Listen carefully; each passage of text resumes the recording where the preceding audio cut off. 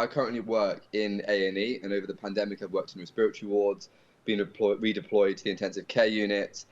Previously, I was seeing older people coming in, but now it tends to be younger, unvaccinated people. So I think it's really important that we encourage the 18 to 34-year-olds to get their jabs and their boosters. Do you think that this is the result of perhaps messaging which has suggested that Omicron is milder than Delta, that young people perhaps are thinking, I'm strong enough to fight this off, I don't need the vaccine? I'm not sure if it's specifically that. I think there's a whole host of reasons why people haven't had the vaccine, whether it would be messaging like that and people knowing friends and family who have managed to manage the virus by themselves and people who have been unvaccinated.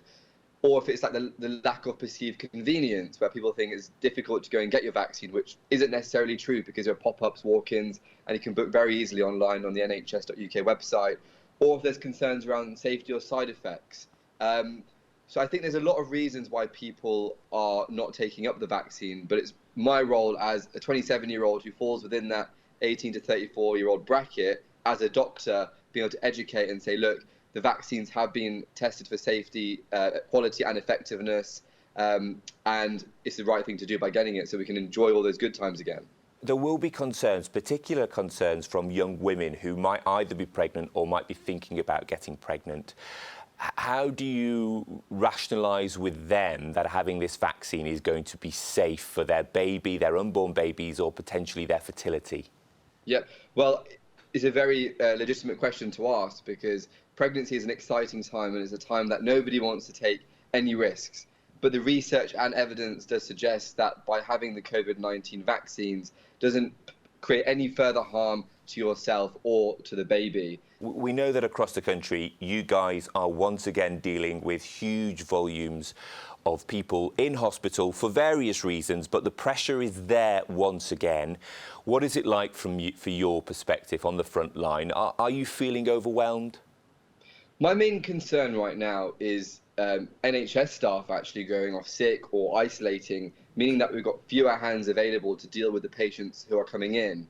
Now, the patients who are coming in, reassuringly, generally speaking, the severity of their illness is less than what it was last year. This time last year, I was very, very worried because I'd be doing night shifts in A&E and I'd see loads of patients coming in with severe illnesses. I'd be feeling incredibly stretched. Now it's less because of the severity of the illness, but more because of the NHS staff not being there. So there's been a slight shift there. So I just hope that we can all come together, get these vaccinations so that we protect ourselves, reduce transmission, protecting those who are in the public, but also the NHS staff who are working on the front line and need to be there for the patients. Yeah, listen, before you go, we must just also ask about your other job. Aside from your day job, you're a DJ. You've played with some pretty big names. How do you combine the two? How do you balance that kind of side of life where you're dealing with people who are very poorly and then being up on stage performing to huge audiences?